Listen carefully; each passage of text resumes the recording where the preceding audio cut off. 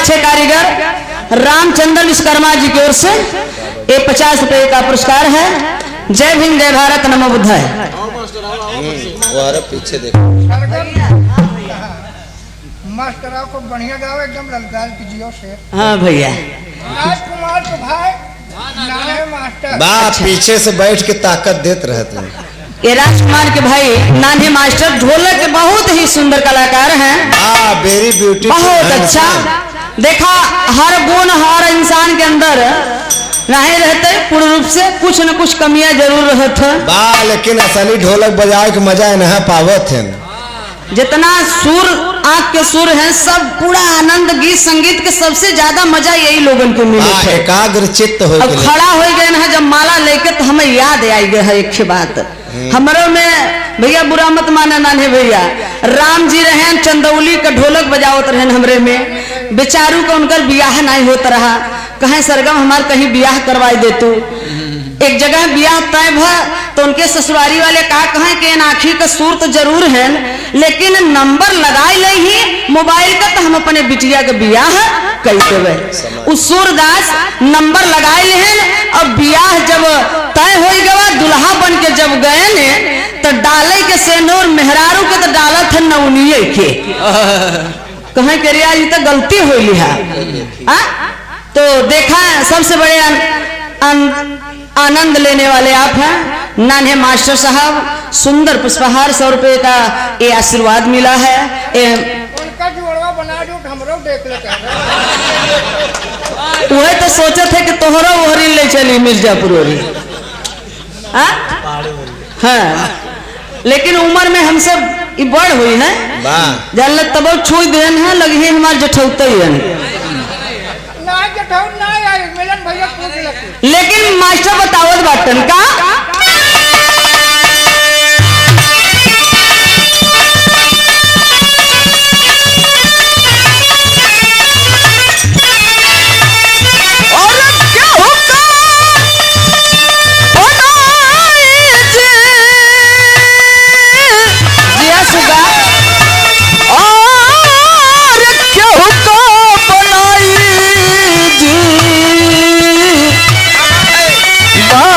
बनवले जवन अरे साहब बनवले जवन केहू का बनाई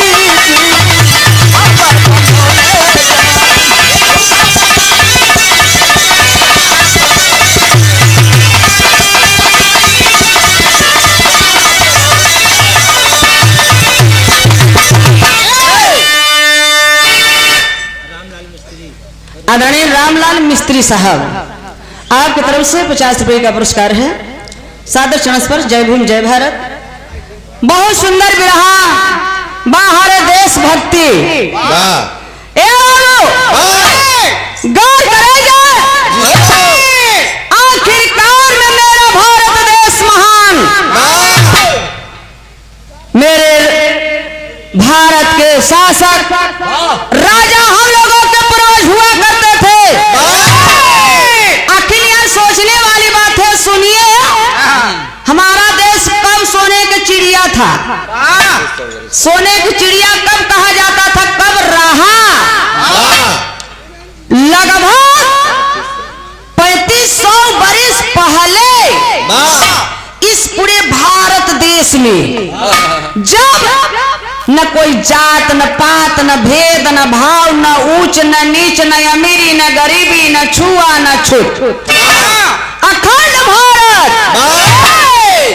लेकिन इस अखंड भारत को पाखंडियों ने पाखंड में डाल दिया खंड खंड में बांट दिया। आज हम लोग आजादी के चक्कर में परेशान हैं ढूंढ रहे हैं। अरे बाप रे बाप गौर करेंगे बाबूजी आखिर हमारी आपकी कमी कहां से हो रही है। बहुत बड़े विद्वान थे ना बाबा साहब और उनसे बड़े विद्वान तथागत गौतम बुद्ध जी जो कि अपना गुरु बनाए। आखिरकार में हमारी आपकी कमी यही है जो हम अपने पूर्वजों की बात नहीं मान रहे हैं। मानना चाहिए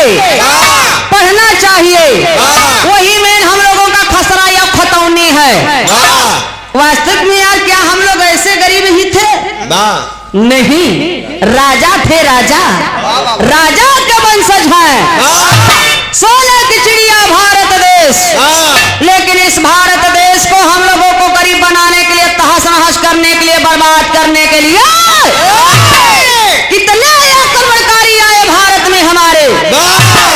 धन्य है, आर्य आए, अंग्रेज आए, मुगल आए, शक आए, हूड़े आए, अंग्रेज आए, डच आए, फ्रांसीसी आए, पुर्तगाली आए। इस भारत में कितनी आक्रमणकारी आए, कितना बर्बाद करने के लिए। वास्तविक में ये बेईमानों ने हम लोगों को बर्बाद ही कर डाला। गौर करेंगे बाबूजी, चलते हैं थोड़ा सा अपने इतिहास की ओर, क्योंकि इतिहास ही राजनीति की जननी होती है। वाह, history is the mother of politics and movement is the father of politics. जब हम आप इतिहास नहीं जानेंगे तो राजनीति कैसे करेंगे। गौर करेंगे बाबूजी, बाबा साहब कहते हैं कि हिंदू धर्म छोड़ना गुलामी के जंजीर के तोड़ने के समान। सबसे बड़ी गुलामी क्या है? जो मेरा समाज गुलाम है। हम सब लोग अपने आप को जो हिंदू मानते हैं, हिंदू हम लोग नहीं हैं, हम लोग सिंधु हैं। सिंधु हिंदू तो ये मुगलों द्वारा दी गई यहाँ के मूल निवासियों को गाली है। फारसी शब्द, इसका अर्थ है काला, चोर, डकैत, लुटेरा। हम लोग हिंदू कहते हैं, दास, गुलाम।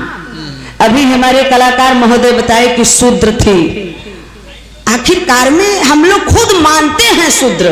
कौन शूद्र है? असली इतिहास की ओर चलते हैं। 4 लाइन भूमिका का भाव है मास्टर।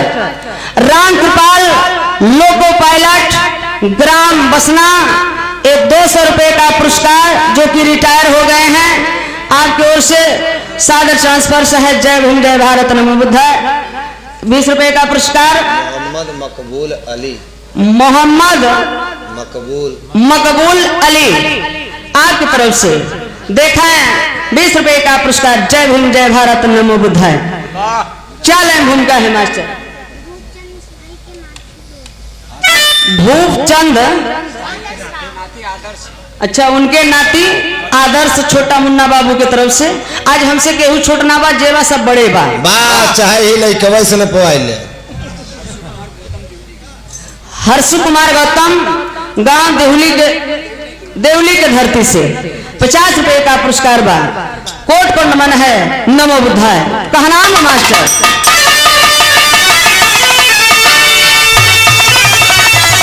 उठा के जा।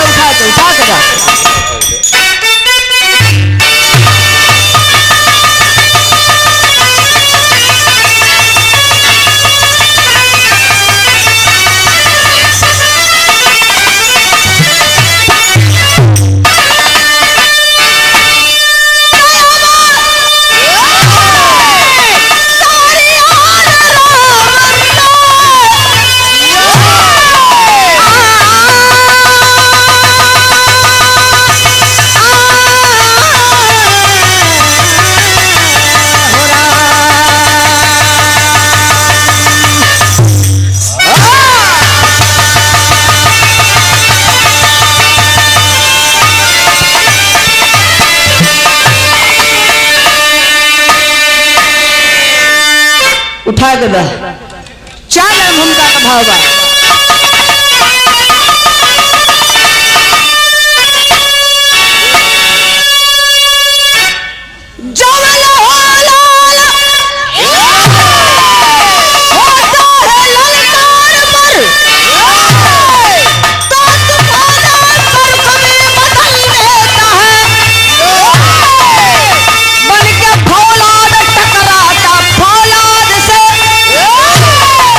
पर्वतों को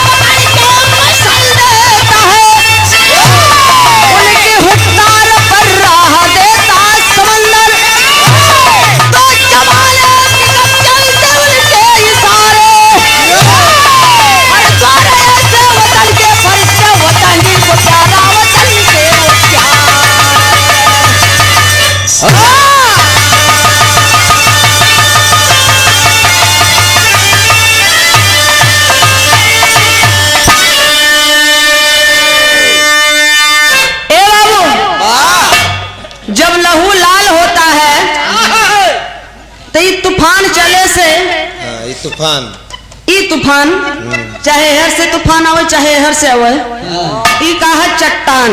वाह चट्टान मान लिया जाए। ई चट्टान है, चट्टान चूर होए वाला नहीं बा। वाह वहर से कितना तूफान। ए बाबू का है भैया का बतिया ए बाबू वाह गौर करेंगे उनके हुक्कार पर राह देता समंदर। शेर जब खाई ना हाँ तो के मांस चाहिए, वाह मांस चाहिए मांस। वाह वह भैंसा के ए बाबू बीरन के ऊपर कवि जी भाव लिखे हैं क्योंकि मिशन वही है, मिशन वही है जो अभी अधूरा है, इसलिए सरो सरगम को कहना पड़ रहा है। फरमाइश भी हुआ है कि सिर्फ समाज के लोगों के बीच में जो चीज जाए उससे लोग थोड़ा सा जागरूक हो। गौर करेंगे बाबूजी, इसलिए बिरहा के स्वाद में गजल का भाव है मास्टर। और कौन गजल है भैया?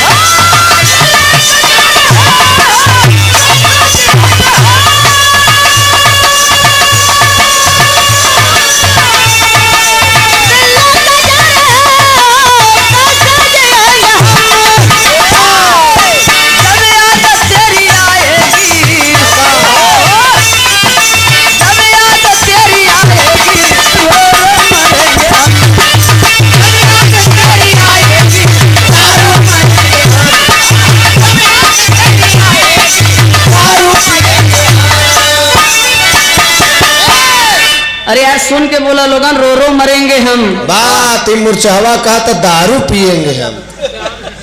अच्छा तो यह हमारा समाज यही में तो लुप्त भवा बा, सुर सुरा सुंदरी में। सुपारी लाल यादव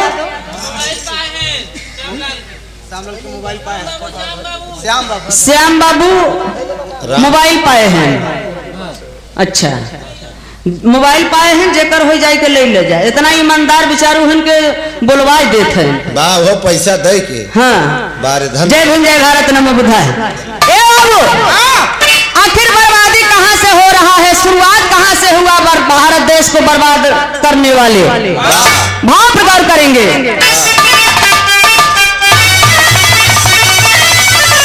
अरे यारियों ने मेरे देश को, यारियों ने मेरे देश को बर्बाद कर दिया।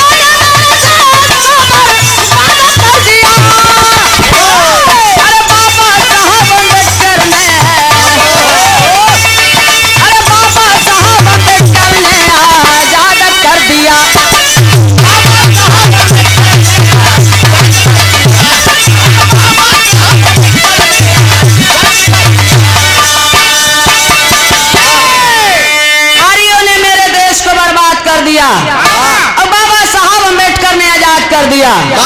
अभी कलाकार जी बताए और कलाकार गाते हैं कि हमारी धरती माता गुलामी के जंजीरों में जकड़ी हुई थी। ए बाबू, हमारी धरती माता नहीं जकड़ी थी, हम लोग जकड़े थे, मेरा समाज जकड़ा था। ए बाबू, उस समय मनु ब्राह्मण द्वारा मनु विधान जो मनुस्मृति बनाया गया उसमें इतनी कड़ी कानून लिखा था, इतना कड़ा कानून था कि मेरे पूर्वज उसी के अनुसार चलते थे। इतनी कड़ी कानून रही बाबू का कि जैसे ही खेते का काम हो अनाज धान गेहूं साग सब्जी पैदा करना, वैसे ही नारी नीच गवारन का काम हो सिर्फ बच्चा पैदा करना और कौनो काम नहीं। वो कैसे हो? पति से न पैदा हो तो देवरे से, और ओनहू से ना हो तो जेठौते से, ओनहू से ना होता, ससुरे से, एनहू से ना होता, ये सब पड़ोसिन से, मान ले एनहू सबसे ना होता, ये सब गांव वालन से, एनहू सबसे ना होता, हमसे मिले। अरे बाबा, मनुस्मृति का वो कानून कह रहा है, ओ मनु ब्राह्मण ने लिखा है कि नारी का काम है सिर्फ हर हाल में बच्चा पैदा करना और कोई काम नहीं है, विरहा गाना नहीं है, सांसद बनना नहीं है, प्रधानमंत्री बनना नहीं है, ज्ञान लेना नहीं, कुछ नहीं करना है नारी को।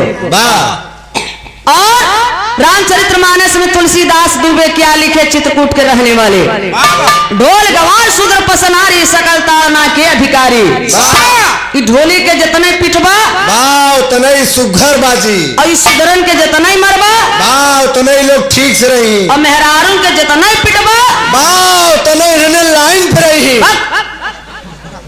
हम थोड़ा कहते तुलसी दुबे कहता। अच्छा ए भैया धन्य है, आखिरकार में हम अपने आप को शूद्र मानते हैं, पासी हैं, चमार हैं, मुसहर हैं, धैकार हैं, कहते हैं भैया हम छोड़ जाते हैं, हम मुसहर हैं, और जो सिंह लिखते हैं कहते हैं कि भैया हम बहुत बड़े जाते हैं।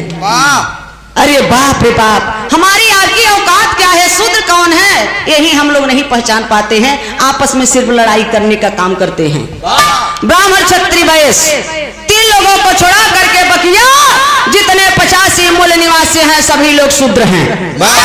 और जेके ना विश्वास हो जाए का मनुस्मृति में पढ़ ली है, मनुस्मृति में क्या लिखा है बताओ थई, अहिर गड़ारम शूद्र चमारम बिना गुनाहम पंच पनाहम, अहिर गड़ारम शूद्र चमारम बिना गुनाहम पंच पनाहम। अहिर हो, गड़रिया हो, चमार हो, मुसहर हो, पासी हो, धोबी हो, धैकार हो, शर्मा हो, बर्मा हो, विश्वकर्मा हो, पटेल हो, बिंद हो, भूमियार हो, जितने 85 मूल निवासी हैं सभी लोग शूद्र हैं। इन शूद्रों को सुबह सुबह उठ के 5 जूता रोज मारे चाहे और बिना गुनाह कर, नाश्ता के रूप में सुबह सुबह बाबा साहब ना पैदा भवा होते तो 5 जूता रोज मराता भैया। 5 जूता तो हम मरा, तू 5 जूता उन्हों मराते जो मुँह लटकाई के बैठा है। ए भैया तो आज हमें मौलिक अधिकार मिला, भाषण देने का अधिकार, चुनाव लड़ने का अधिकार, वोट डालने का अधिकार, नया नया कपड़ा पहनने का अधिकार, अच्छा अच्छा भोजन खाने का अधिकार, धन दौलत रखने का अधिकार, बिरहा गाने का अधिकार, दारू पीने का अधिकार।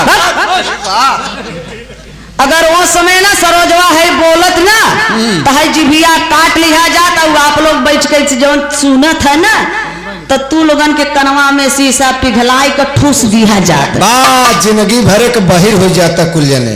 ए बाबू तो धन्य है बाबा साहब अम्बेडकर ने आजाद कर दिया। संविधान सब माने बराबर, विधान माने नियम कानून, बाबा साहब जो लिखे संविधान। आज जो नारी के वस्त्र देख रहे हैं शरीर पर, ये संविधान की देन है। नहीं शूद्र की कोई भी औरत अगर स्तन को ढक करके अगर ब्राह्मण के सामने उस समय चली जाती थी तो उसका मोलाकरण देना पड़ता था उसको, और स्तन बराबर सोना। सोचने वाली बात है, सबसे बड़ी गुलामी क्या है, आखिर में हम लोग क्यों इतने गुलाम हैं, क्यों इतने मजबूर हैं।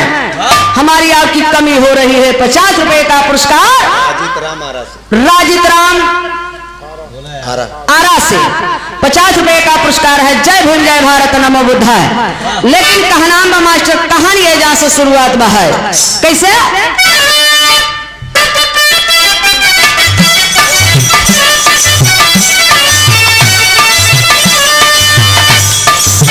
यहाँ के मूल निवासी जो आदिवासी हैं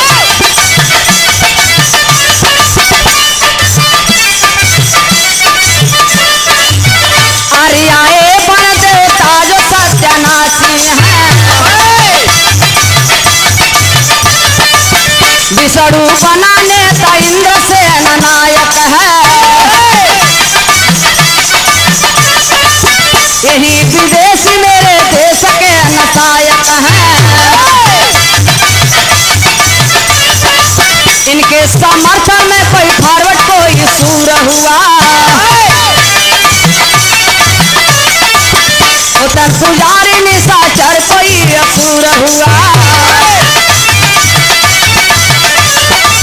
देवता इंद्र ले सेनावतन नसाया है हमारी संस्कृति इतिहास को मिटाया है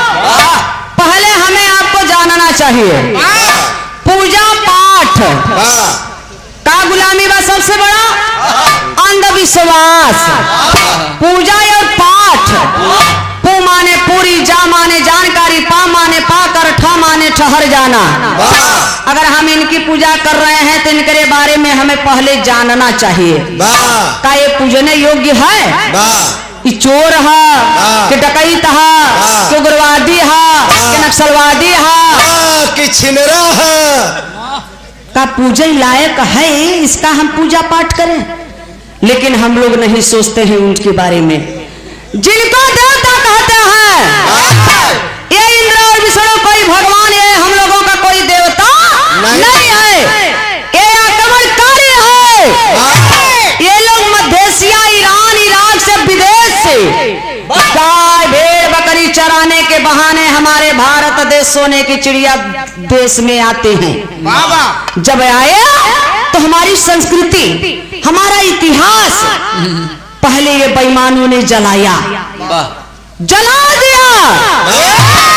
लिखा गया है इतिहास में बताया गया है कि नालंदा विश्वविद्यालय में 6 महीना तक जला यहाँ आगे लगी इलाहाबाद पहुंचे में कितना टाइम लगी 1 महीना लेकिन लिखा गया है कि 6 महीना तक जला 6 महीना तक नहीं जला बाबूजी 6 महीने तक एक एक पन्ना पढ़ पढ़ के हम लोगों का इतिहास जलाए कि न रही बास न बाजी हम लोगों का संस्कृति मिटाए इतिहास जलाए बड़े बड़े महानगर दिल्ली बंबई कलकत्ता हरियाणा पंजाब जैसे झूसी है इलाहाबाद में झूसी है झूसी को झोंस दिया झूसी नाम पड़ गया जला दिया है बेईमान इंद्र विष्णु ने दल बल के साथ जब भारत में आया तो जलाए जेके ना विश्वास हो जाए के पढ़े लिखा ऋग्वेद में लिखा बा मंत्र सहित बतावत है का लिखा बा तीसरे मंडल का 12 सूक्त का 6वां मंत्र सहित बतावत है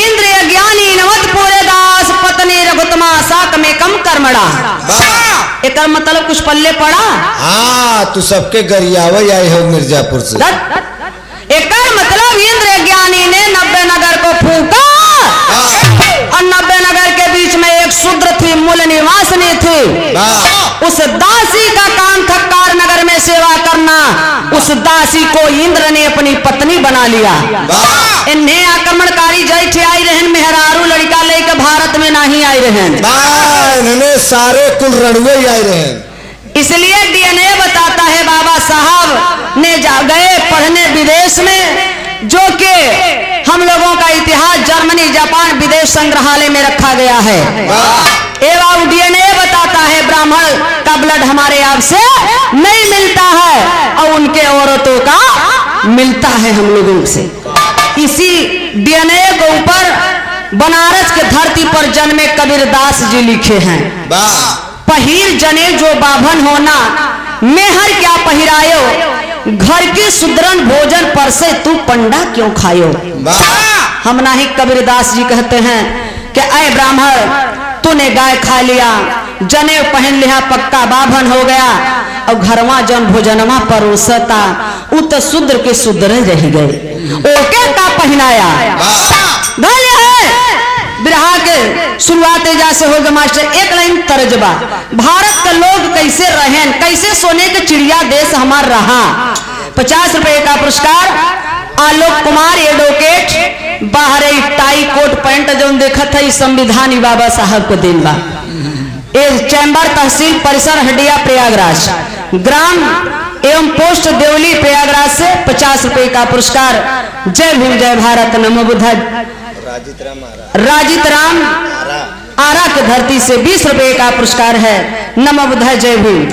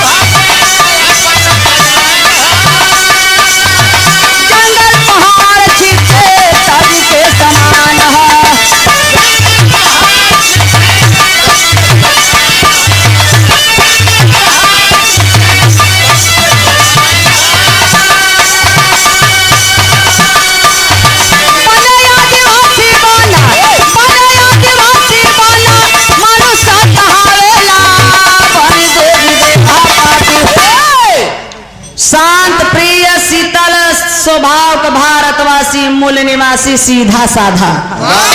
वही समाज आज हमार सीधा साधा बा। देखा कितना सीधा है बा। 65 वाली पिया के चाहे घर द्वार मेहरारू लड़का कुल लिखाई ले। अरे बाप रे बाप, इस सिधाई का लोग मजा लेते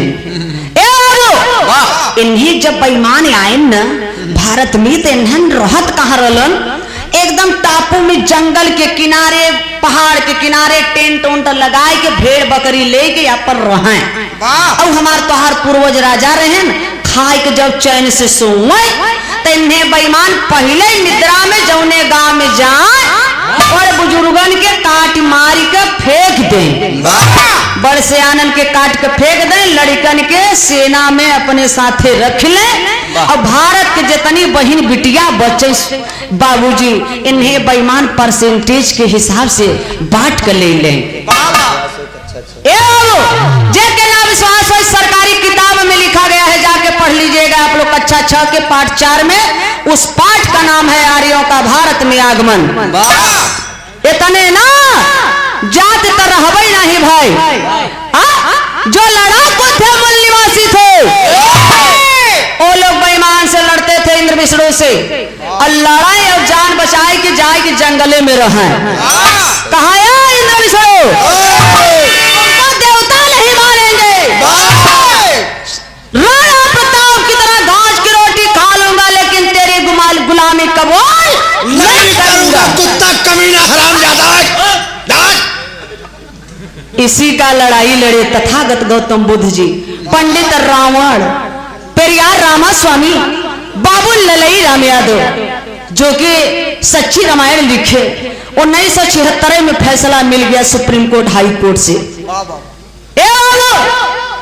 आप देखा श्रीमान ब्रह्मलीन श्रीमती लक्ष्मी देवी जी की बेटी श्रीमती उर्मिला देवी, बाबूगंज प्रयागराज के धरती से 50 रुपए का पुरस्कार है। जय भीम जय भारत नमो बुद्धाय। जात तरह हवाई नहीं भाई, अब हमारे भारत के कैसे ने बर्बाद करत है, कमजोर किए हम लोगों को। अरे ऐसे समर्पित जान भइले देशवासिया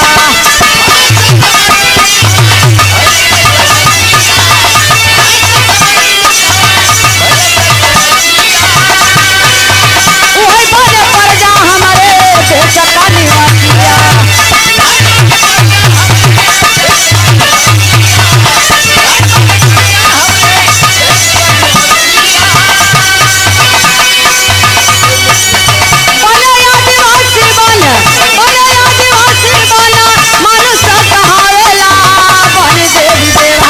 ए भैया जे डराएगा कहे भैया हम तो न लड़ब जैसे यही में क्यों हिम्मती बा क्यों डराई वाला बा ए भैया जे डराएगा के हे पंडित जी हम तोहार गुलामी कबूल करब खेत कियारी कुल धन दौलत ले ले लेकिन हमें मार के भगावा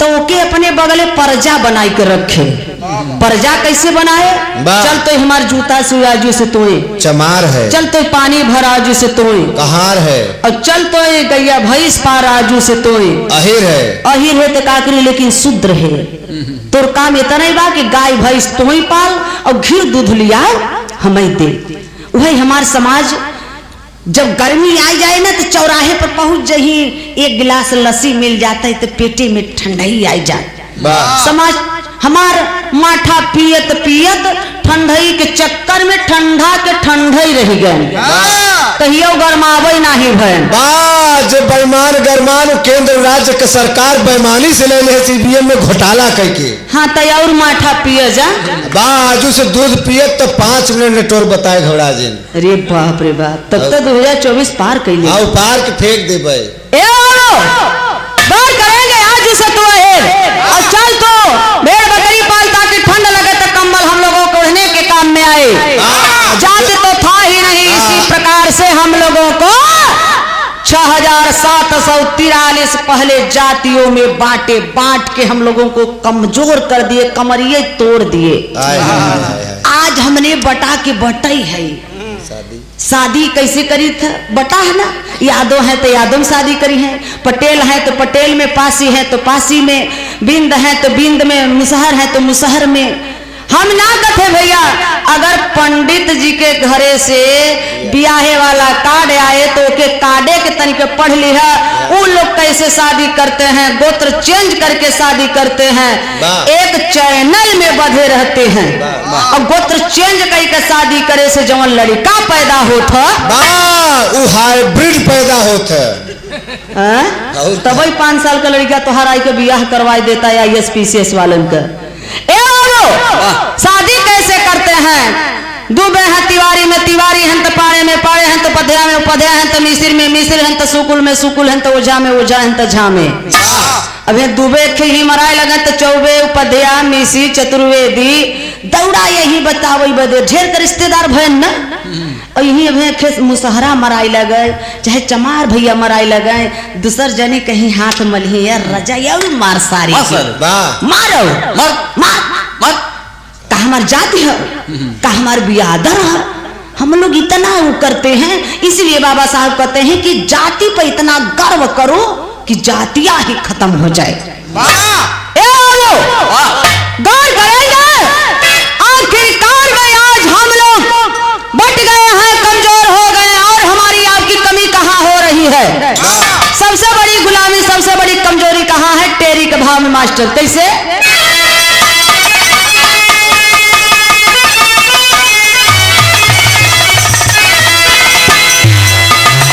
इलाहाबाद के कैलाश दादा गाय के चला गए बात तो गाय के चली कस नहीं जातू हम कहे जाए भैया हम सोचत है ये लोग पहले चले वहां और बजावत रहे जब हमार गावे के पारी आए तब हम आओ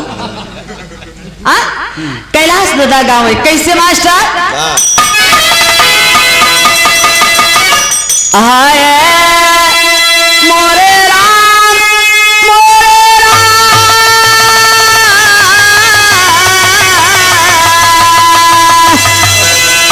बोले बाबा जोगिया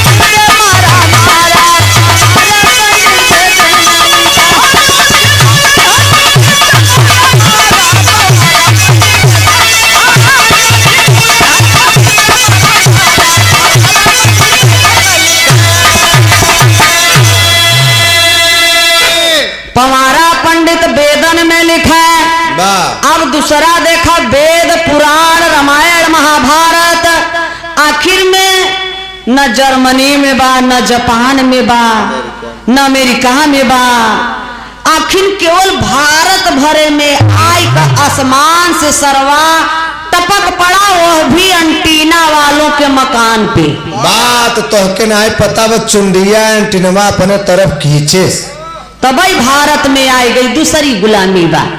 पवारा हम घरे के नहीं बात बताओ थे, वो नहीं का लिखा बतिया पंडित जी के बताओ थे। वेद में लिखे बहन कि शंकर जी अंजनी के काने में बीर डाल दिहन, तब हनुमान जी पैदा हो गए। वाह कनवा में डलले से हो। उद्यान ऋषि का वीर सरवा पत्ता पे बहुत जात रहा। वाह राजा दशरथ का बहिन चंद्रकला चाट लेहन, तब सरवन पैदा हो गए। बात वीर ने मलाई रहा मलाई। अपना मेहरिया के चटाक दो पट्टे पता चल जाई, दो चाटे पैदा करे, तब सरो सरगम बने हैं।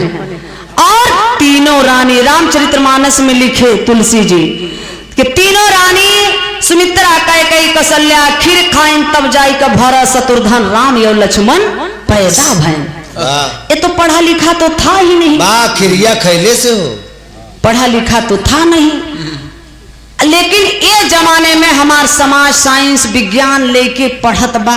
वाह तनिका सोचा जे मोहे से खाई तो गर्भाशय में जाई कि अमाशय में जाई। अरे यार वो जमाने में गर्भाशय माँ से कनेक्शन एक रहा। कौन चूतिया रहा यार। भाई तुलसिया ससुरा हो ने 50 जूता ही जगह पे मारी था। आज हमने उहे लेकर ढोवत है, तुलसिया साला चूतिया दोहा दिया बनाई, अपना साला मर गया हमको दिया फसाए। वाह विस्की में विष्णु बसे, रम में श्री राम, जिनमें माता जानकी, ठर्रे में हनुमान, बोलो सियावर रामचंद्र की। आज हमने उहाई दोहाई लेके चलत है, सावन आई जाए तो कांवर लेके चल देब, कर्जा ऋण लेके चल देब। बोल बम का नारा है, बाबा यही सहारा है। बोल बम का नारा है, आधार रोड हमारा है। असली कीड़ा दिखाए ओके मार के ले जाबा, झाड़ी पर फेंक देबा, और नकली के ले जाता दूध पियावा था। ला शिव जी शंकर जी पीला पीला लेकर यवा पीले राती की आए, हमके और हमारे मेहरारू लइका काट लिए। इसीलिए हमारा का मास्टर साहब पढ़ाए रहे पांचई में कि जन्म जात शत्रु से कभी मित्रता नहीं करना चाहिए, यानी जब मौका पही तब 10 ले ही तो हैं। ये बाबू गौर करेंगे, इसलिए हम नहीं कहते हमके मत गरिया भैया हर। इस चैनल वालन से ना कोनो चीज छिपत नहीं, तुरंत देखा सवेरे पहुंच जाए सबके मोबाइल पर खबर कि सरजवा इसे कहत रही। हम नहीं कहते, पेरियार रामा स्वामी कहते हैं। पेरियार रामा स्वामी ललई राम यादव जी के गुरु जी। पेरियार रामा स्वामी कहते हैं कि अगर एक साथ में सर्प और ब्राह्मण दिखाई दे तो पहले ब्राह्मण को मारो, क्योंकि सर्प डसेगा तो एक ही पीढ़ी नुकसान होगा, और ब्राह्मण जब डसेगा तो कई पीढ़ियां नुकसान होते चले जाएगा। बाहरे गौर करेंगे, भाव पे 20 रुपया का पुरस्कार राकेश टेंट हाउस जी की ओर से कोट कोट नमन है, सादन नमन, कोट कोट नमन। जय भीम, जय भारत, नमो बुद्धाय। ए भैया अब आगे कूटनीति होत बा। एक लाइन तर्ज बदल गए मास्टर, तर्ज के लाइन बा है। एक इलाहाबादी झूमर गीत कहा जाता मास्टर, कैसे? इलाहाबादी झूमर गीत है। 50 रुपए का पुरस्कार मनोज कुमार, मनोज कुमार वर्मा जी की तरफ से 50 रुपया पुरस्कार बा। भैया तनिक तेज से बताओ करा, ठीक बा? नहीं तो ये तो जाबे करही, लेकिन 4 हाथ पगहौ लेके जाई।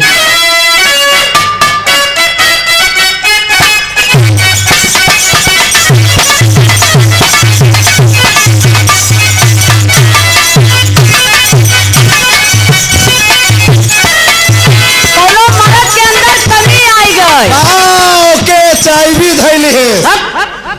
हम बताओ थे कमी का बा, कौने कारण बउआ तोर दहिया हो गईली कमजोर।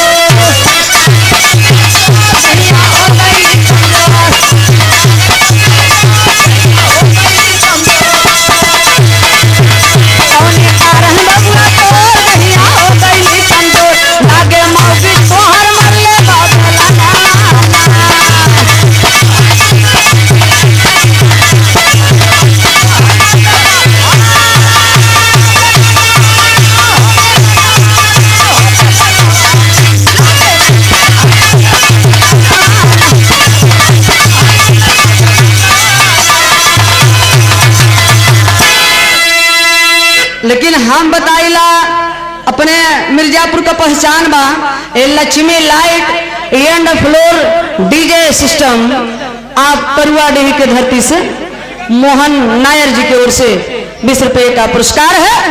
जय भीम जय भारत नमो बुद्धाय। बलदेव यादव ए बाबू देखे बलदेव यादव जी की तरफ से 100 रुपए का पुरस्कार। पुरस्कार नहीं है, आशीर्वाद है। एक तरंग आ गया है। गौर करेंगे, भाव है पटे मिर्जापुर बाजार जहां बहल गंगा धार।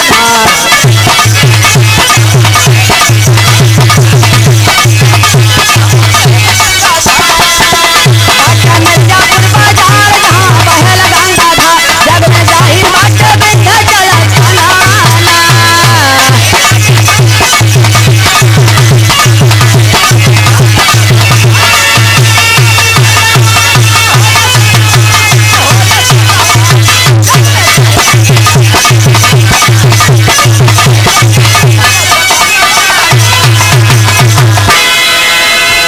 देवता ताका टुकुर टुकुर जरा कर धुक धुक।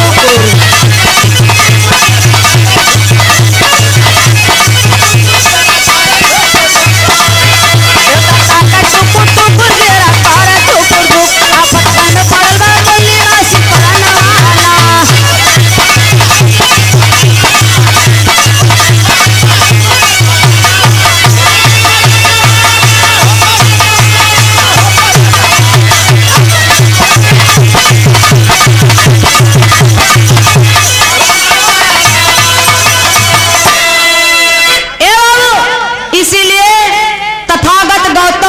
कहते हैं कि जो तर्क ना करे, जो तर्क ना करे वो धर्मांध है।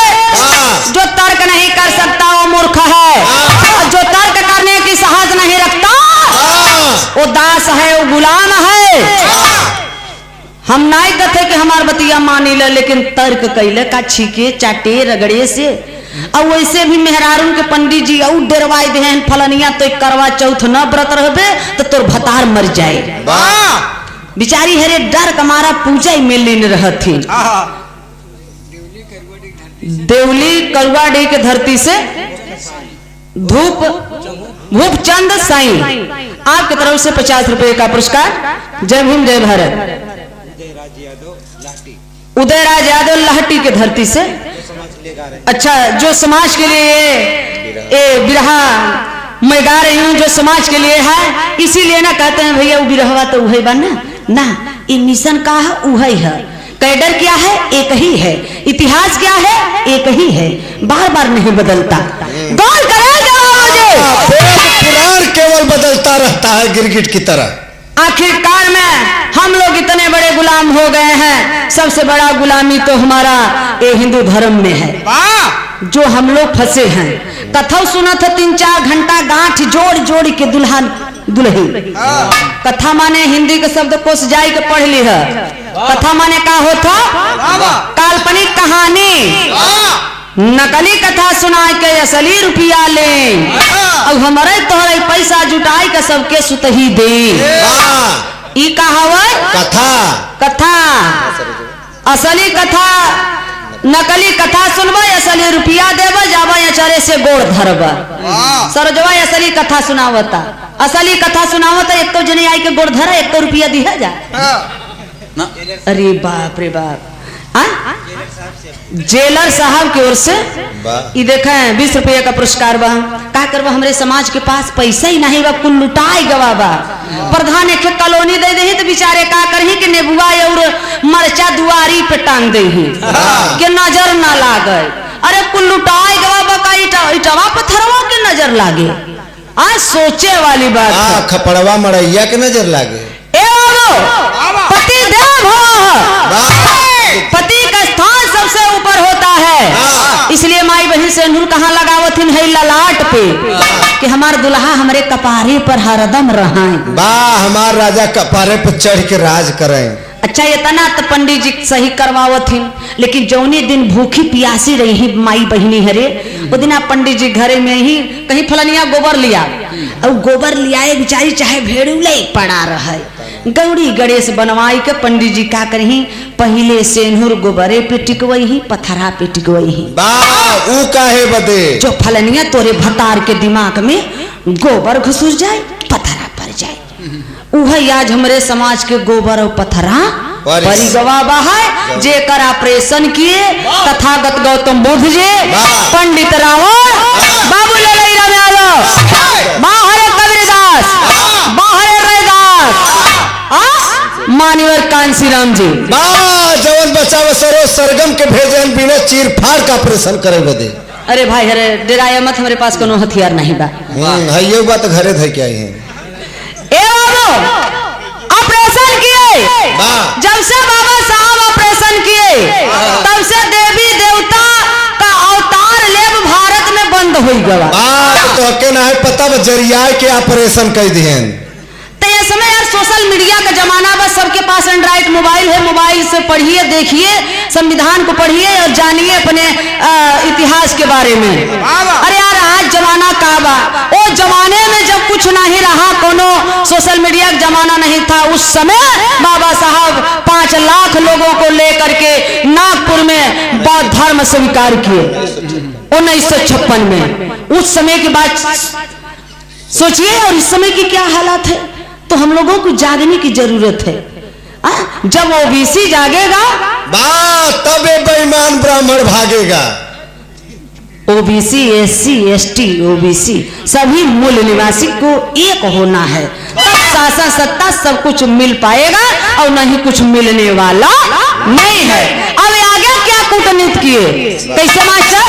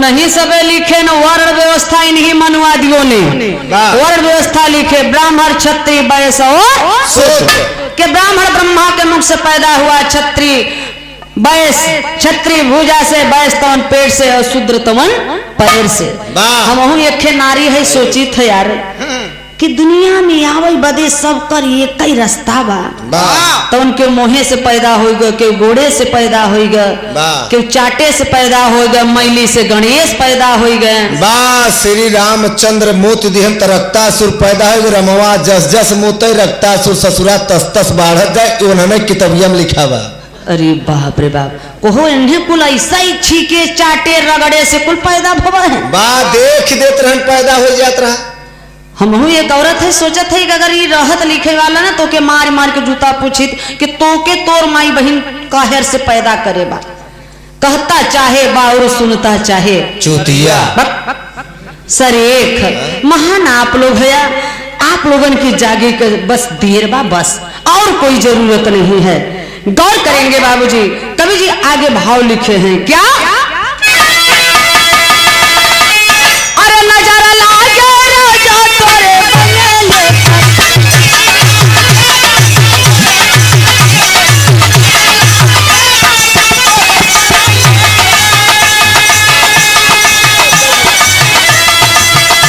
माई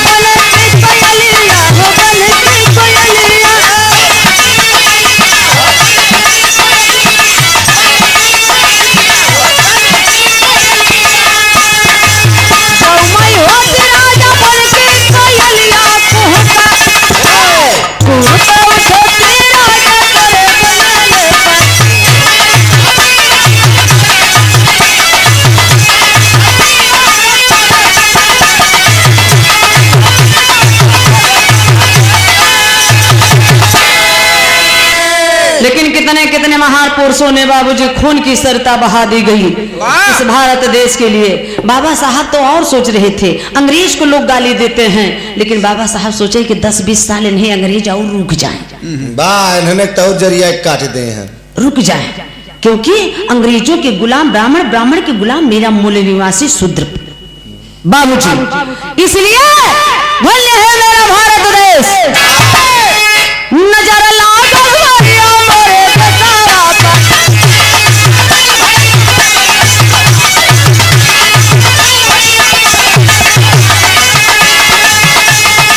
दूसरी चढ़ाई किया बने मुसलमान हो।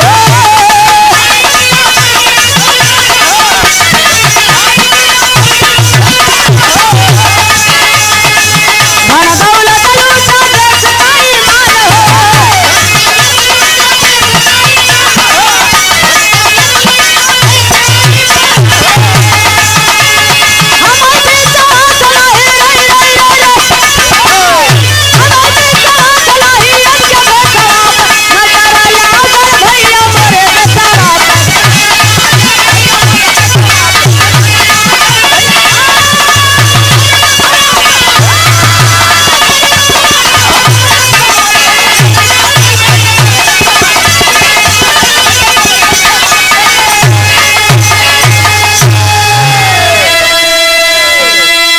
लागल भैया मोरे देशवा पर, हमरे देश पर सोने की चिड़िया पर बेईमानन का नजर लग गई।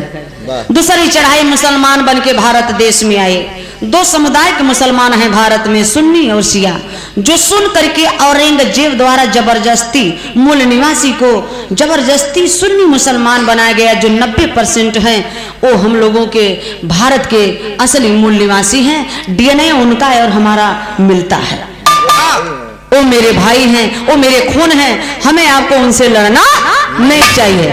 और जो 10% शिया मुसलमान हैं वो मध्य एशिया, ईरान, इराक से आए हैं, जहां से यार ब्राह्मण आए हैं, उनका ब्लड उनसे मिलता है, हम लोगों से ब्लड नहीं मिलता है। ए बाबू, हमें विश्वास नहीं इनके भेसवा पर। अब बेईमान हमें तो है कौने भेष में लूटत बाटन, कैसे बर्बाद करत हैं। अब हमने केवल आजादा के चक्कर में परेशान है। अब ही उधर से सुने के मिला है, अब न मिली भैया, अब न मिली नेनुआ का तरकारी, नेनुआ सरवा बरहो मासा हो गवा। अब न मिली भैया देसी घी का सोहारी। जब घी कुल दूध बेचे देब इलाहाबाद ले जाए के तो घी कहाँ से आई। अब न मिली गवैया गावत है, अब न मिली भैया, अब न मिली नौकरिया सरकारी। जब नो लड़का पढ़त लिखत रहे बेचारे वो नहु छोड़त के रे यार, जब नौकरा न मिले तो पढ़ी का भाई मोदी कुल बेच दिहन तो कहाँ नौकरिया पे ही बेचारे। अब न मिली नौकरिया सरकारी, जब पढ़बे न करब तो का कोपर नौकरिया मिल जाए, पढ़ब तब नौकरी मिले। ए बाबू, तो गौर करेंगे आज हम लोग हिंदू मुसलमान में चुनाव जब आ जाता है लड़वाने का काम करते हैं बेईमान हिंदू के जितने ठेकेदार हैं, और जितने हिंदू के ठेकेदार हैं इनके कुल दामाद केवल मुसलमान हैं। जैसे मुरली मनोहर जोशी अडवाणी, अशोक सिंगल, मोहन भागवत, ये लोगों का दामाद मुसलमान है, लेकिन हम लोगों को लड़वाने का काम करते हैं। अब हम लोगों के हक ऐसा अधिकार के लिए कौन लड़ाई लड़ रहा है?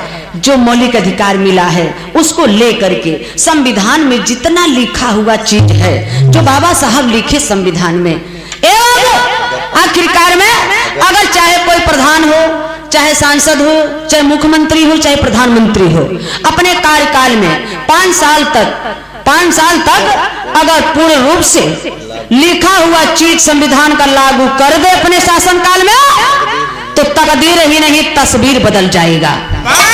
ए बाबू, लेकिन बेईमान लागू नहीं करेंगे, हम लोगों को इसे बर्बाद करते रहेंगे। अगर जिस दिन ये लोग लागू कर देंगे उस दिन इन लोगों का राजनीति खत्म हो जाएगा। तो गौर करेंगे बाबूजी, हम नहीं कहब कांची राम मोलायल बाबू,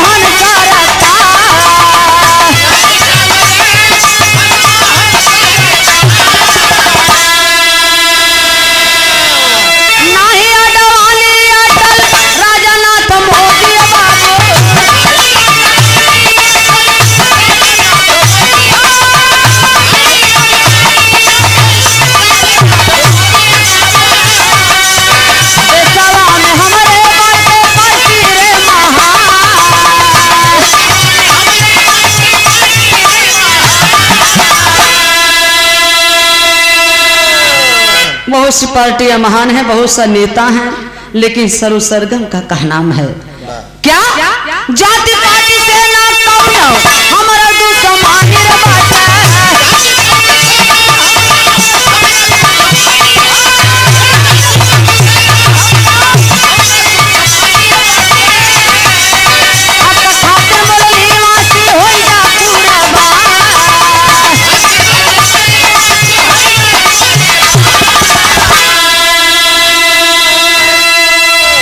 न हमें जाति से न पाति से अब लड़ाई नहीं लड़ना है।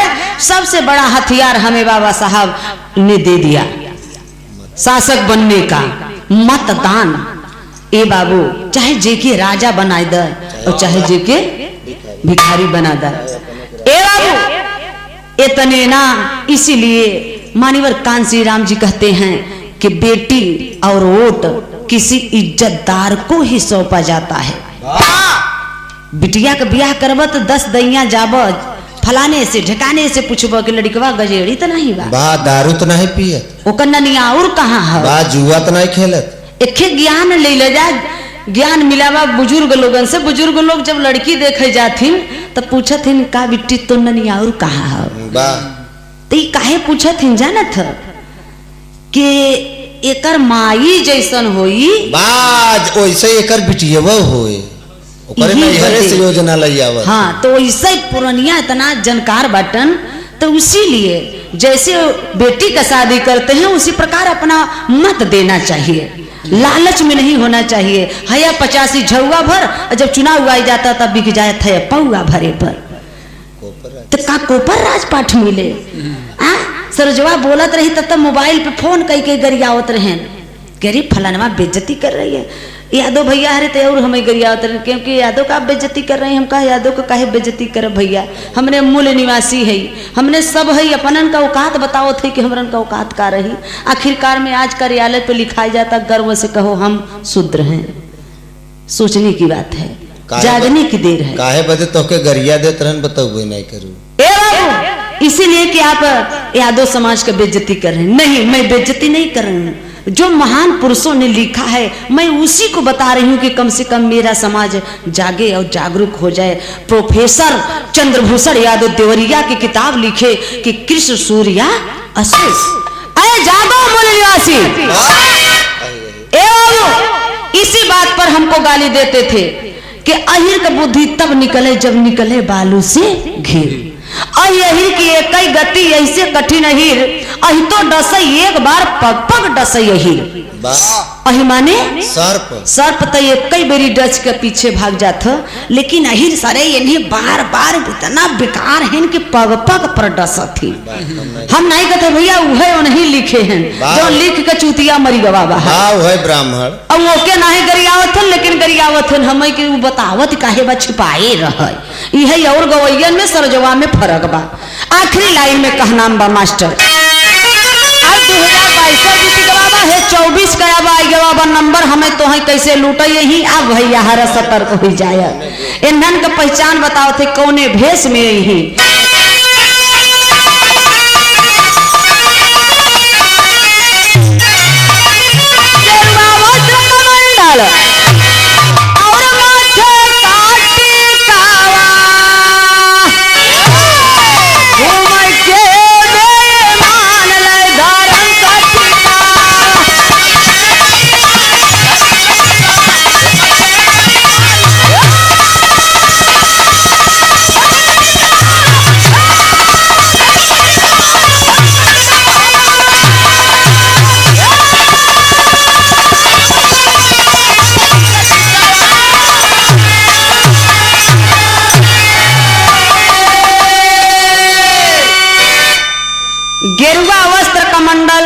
कहे भैया पत्ती खत्म होगी क्या? गेरुआ वस्त्र कमंडल माथे का टिकवा घूम के बेईमान ले धर्म का ठिकवा बेईमान आप चंदन लगाए के ठेकेदार जितने हिंदू के ठेकेदार हैं धर्म का ठेकेदार वो मंदिर पर बैठ गवा हैं। हमारे तोरे देवी देवता रही लेकिन जब ये ठेकेदार बैठ जाही ना तो उनके बर मरे चाहे कन्या उनके दक्षिणा से मतलब विंध्याचल चला जा जब दर्शन करे दोनों पुरानी गांठ जोड़े रहे, ठेली ठेला होत रहे, पसीना चुहत रहे, सोचबा कैसे जुगाड़ पकड़ाई यार कि जल्दी दर्शन मिले। तो धीरे से जेवम पकड़ोबे, ले भैया अल्लाह पंडित जी दर्शन कराई दे। तो कैसे दर्शन करे ही जब 500 देबा तब झरोखा से, और 1000 देबा तब लग्गे से, और 2000 देबा तब चरण छुई के। आशीर्वाद बेटा, आशीर्वाद आशीर्वाद, खुश रहो खुश रहो। दोनों प्राणी दर्शन करके आई जही बहरे कहीं है पंडित जी हमारा के जूता चप्पल दा और पर प्रसादी दा और कितना तोहर पैसा भर ले ला और हमने जाई घरे। दोनों प्राणीन के हमरन के ऐसा आशीर्वाद दी है कि पहले बेटवई होई, वाह जोड़ा हो। अच्छा, तो दोनों प्राणीन के आशीर्वाद दे ही, माथे पे चंदन लगे ही, हाथे में रक्षा बन ही, ललका धागा अखे श्लोक पढ़ती। ये हमारे बाबू के श्लोक नहीं है, ये वो नहीं का लिखा श्लोक है, वो नहीं का बतावत है। मंत्रवा का पढ़थिन हमें तो है तो पता ही नहीं कि गरियावथन के आशीर्वाद देथे। हमने तो एकदम खुश रह रजा आशीर्वाद मिलता, मजा आए ना। लेकिन का पढ़त है संस्कृत में बहाय, इहो विदेशी भाषा का पढ़त है। ओ मैन बद्धो बलि राजा दान बेद्रो महाबलः तंत्वा प्रतिध्वनि रक्षे माचल माचल। अरे पंडिताइन बा, तो के पंडिताइन समझ में आते? अरे यार इतना बढ़िया मंत्र के बोले हो। ओ मेन बद्धो बलि राजा दान बेद्रो महाबलः तंत्वा प्रतिध्वनि रक्षे माचल माचल। इस श्लोक ही कह रहा है कि जिस प्रकार से मूल निवासियों तुम लोगों के बलि राजा को इसी लाल धागे में बांध करके मारे, राजपाट शासन सत्ता शिक्षा मान सम्मान रोटी कपड़ा मकान सब कुछ ले लिए, उसी प्रकार से आओ तुम्हें भी अटल रूप से इसी बंधन में बांधता। वही हम तुम मंदिर में जाए थे, कसम खाए के आई थे कि हे पंडित जी हमारे पूर्वजन से तो कुल ले लिया, लेकिन हम कसम खाए के जाते भले हम खाए बिना मर जावे लेकिन तो है खाए बिना मर। वही हमारे समाज तेरहीम बोलाए, बरहीम बोलाए, बियाहेम बोलाए, घर बनवाए तब बोलाए, खेत लिखाए तब बोलाए। समाज भले चाहे एक दाना पैदा न हो, लड़का पैदा हो जाए नामकरण करवाओ बदे 5000 1 रुपया लेके लगवा दौड़े ला नामकरण कर पंडित जी। तो भैया जब नामो रखे के नहीं सकती बात कोपर चाटे बदे 50 पैदा कैले थे। ये अंधविश्वास है, सबसे बड़ी गुलामी यही है। इसलिए बाबा साहब कहते हैं शिक्षित बनो, संगठित हो और संघर्ष करो। घर भले मत बनवाया, बियाह लड़का के भले मत कर, खेत कियारी भले मत लिखवाया, लेकिन बाबूजी लड़कन के पढ़ाई जरूर दी है। एक टाइम दारू कम कर दी है। ये बाबा साहब का नाम है कि शिक्षा मास्टर चाबी है, शिक्षा शेरनी का दूध है। अरे जो पीता है वो गरजता है। इसीलिए तुम मिर्जापुर से आके प्रयागराज में गरजा था और का। इसलिए शिक्षा जरूरी है। बाबा साहब उंगली इशारा करते हैं कि चलो उधर, कहाँ संसद भवन की तरफ चलो। जो कुछ भी देगा संसद भवन देगा, ये मंदिर नहीं देगा। ओशो ने कहा है कि शूद्रों को मंदिर नहीं जाना चाहिए, मंदिर वही जाते हैं जो मानसिक रूप से गुलाम हैं। मंदिर में जाते हैं, बजरंग बली से कह दे हमारे बेटा उना को नौकरी लगवाई दे, पढ़ा मत है वो कह दे लगवाई दे। बदाऊ में देख ले 40 साल की औरत का वही मंदिरे में पंडा पुजारी द्वारा इज्जत लूट कर सरिया कई का बिचारी के जान से मार दिया गवा। जब ओकर इज्जतिया लुटात रहा मंदिरिया में, तो मंदिरिया में का भगवानवा कहाँ चला गया रहा। भाई तो के नहीं पता भाई ससुरा गा रहा अपने बहनी और खिचड़ी लेके, तब भाई नहीं के जाने बिचारी का इज्जत बच गवा होते। झगड़ा हुए FIR करे कहाँ जाबो? थाना पे। थाने पर। थाना के बनाए? संविधान। संविधान के बनाए? बाबा साहब। तो हर चला। हाँ मोहरे का है। अरे तब अंग्रेजी से मैं करे ए बाबू तो गौर करेंगे इन महान पुरुषों के लिए। बाहर हमारे समाज के महान पुरुषों ने जितना जो कि सब कुछ अपना न्यौछावर कर दिया। धन्य है बाबा साहब, महान है जो सम्मान मिल रहा है हम लोगों को। अगर बात अच्छी लगी हो तो उनके लिए जोरदार तालियों से स्वागत कर दीजिए आप लोग। बहुत बहुत धन्यवाद। जय भीम, जय भारत, नमो बुद्धाय। लेकिन कहा नाम है आखिरी लाइन में बाबा साहब अमर रहे, बाबा साहब अमर रहे, अमर रहे। कहा नाम है रामा रामा रामा रामा रे रामा हमारा